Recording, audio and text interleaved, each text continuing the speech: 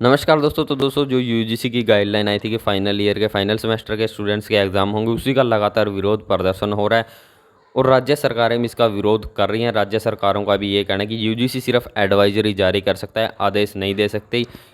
जो UGC advisory जारी करता है उसको मानना ना मानना राज्य सरकारों की मनमर्जी है, राज्य सरकार माने ना माने। तो इसी संदर्भ में ये खबर छपी है भोपाल के एक अखबार में। तो जो पूरी खबर छपी है आपको बता देते हैं। यूजीसी सिर्फ एडवाइजरी दे सकता है, आदेश नहीं। संविधान दिलाएगा 20 लाख स्टूडेंट्स को जनरल प्रमोशन। तो यहाँ पर देखिए, इसमें जो बात कही जा रही है कि यूजीसी और राज्य सरकार के बीच अपने अपने अधिकारों को लेकर टकराव हो गए, क्योंकि यूजीसी ने जो है ये कहा था कि फाइनल ईयर के सेमेस्टर के एग्ज़ाम होंगे, जबकि यहाँ पर कई राज्य में जो राज्य सरकारें वो घोषणा कर चुके हैं छात्रों को प्रमोट किया जाएगा। तो यहाँ पर देखिए यूजीसी और राज्य सरकार के बीच अपने अपने अधिकारों को लेकर टकराव हो गए, इसलिए राज्य सरकार विद्यार्थियों को प्रमोट करने संविधान की संवर्ती सूची का हवाला देकर डिग्री को मान्य कराएगा। तो यहाँ पर देखिए, यूजीसी ने एडवाइजरी जारी कर सभी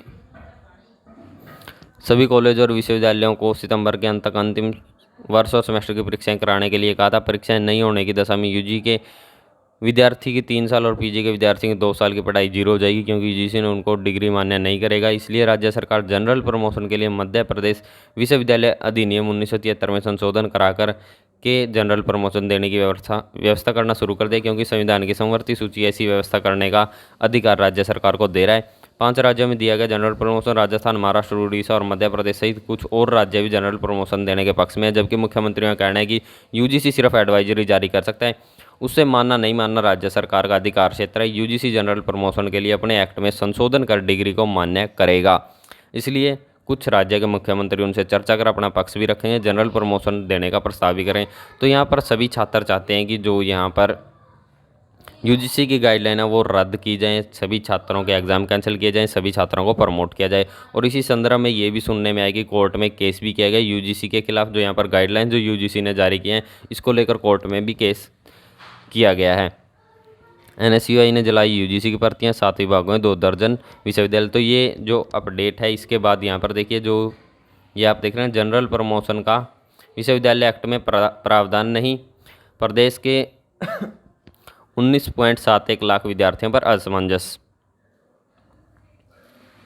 तो यहाँ पर देखिए, कॉलेज के विद्यार्थियों के लिए प्रदेश सरकार ने जनरल प्रमोशन की घोषणा की थी। वास्तविकता यह है कि विश्वविद्यालय अधिनियम में जनरल प्रमोशन का प्रावधान नहीं है। ऐसी स्थिति में जनरल प्रमोशन किस आधार पर दिया जाएगा, इसका जवाब किसी के पास नहीं है, जिसके कारण प्रदेश के 19.71 लाख विद्यार्थियों के विषय पर असमंजस की स्थिति बन गई। प्रदेश के विश्वविद्यालय कुलपति कुलसचिव भी इस पर सहमत है कि विश्वविद्यालय अधिनियम में जनरल प्रमोशन देने जैसा प्रावधान है। तो यहाँ पर देखिए, ये 2 स्थितियाँ। पहली, मध्य प्रदेश विश्वविद्यालय अधिनियम 1973 के किसी भी उपबंध में जनरल प्रमोशन का प्रावधान नहीं है। ऐसे में अगर जनरल प्रमोशन मिलता है तो वह लॉफुल नहीं कहा जा सकता। कोई विद्यार्थी कोर्ट में इसे चैलेंज करता है तो सरकार की मुश्किलें बढ़ सकती हैं।